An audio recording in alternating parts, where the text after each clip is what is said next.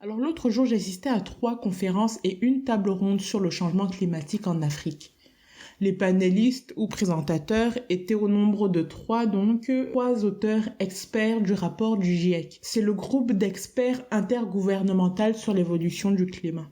Bref, la 3e et dernière conférence nous avait été vendue comme la conférence qui présenterait les solutions liées au changement climatique. Je ne remets absolument pas la conférencière en question, bien au contraire, justement, c'est une pointure, c'est une éminence dans son domaine, mais c'est graphique, imbuvable, incompréhensible. En plus, ces slides, ils ressemblaient à ça. Bon, désolé pour ceux qui m'écoutent en podcast, mais imaginez-vous juste un mur de texte.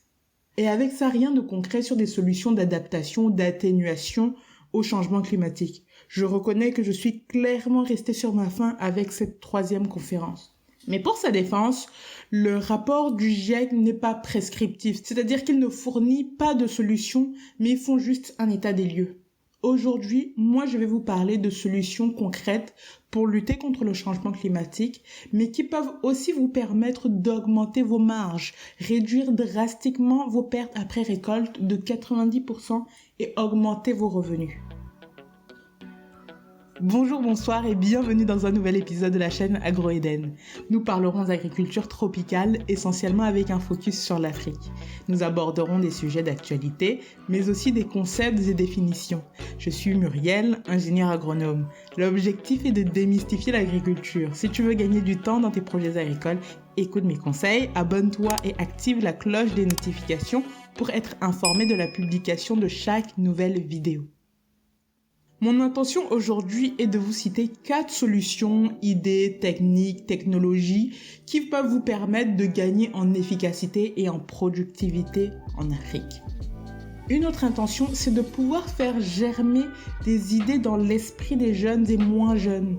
Nous avons énormément de choses à mettre en place en Afrique et nous avons énormément de potentiel. Les Africains sont des personnes brillantes. J'espère que mes vidéos sèment des graines en vous et qu'elles donneront naissance à de beaux projets concrets.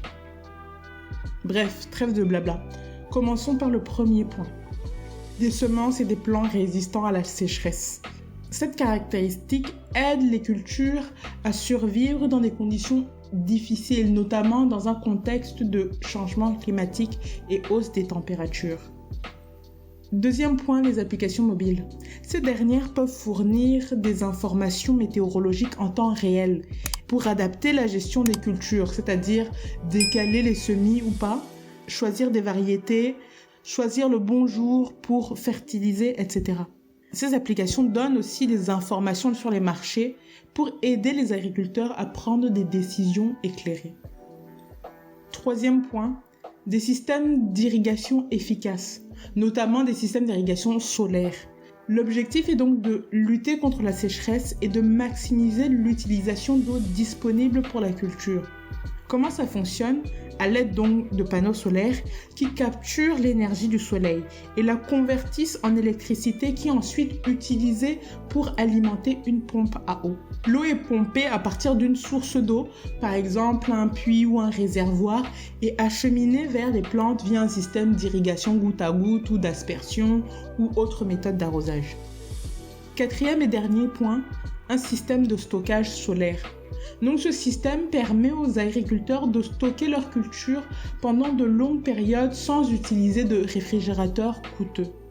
Ce système existe en Afrique depuis 2017 ou 2018 et il a été mis en place au Kenya notamment. Ce sont des chambres froides, mobiles ou non, qui sont alimentées par des panneaux solaires et qui permettent de stocker des fruits et légumes. Voilà donc pour des pistes de solutions qui peuvent vous aider à réaliser davantage de profits. Dites-moi en commentaire la piste que vous avez déjà expérimentée ou bien celle que vous aimeriez mettre en place. On se retrouve donc la semaine prochaine. Mais si vous voulez qu'on reste en contact, n'hésitez pas à m'écrire sur Facebook, Twitter, Instagram, même Spotify. Merci pour votre écoute.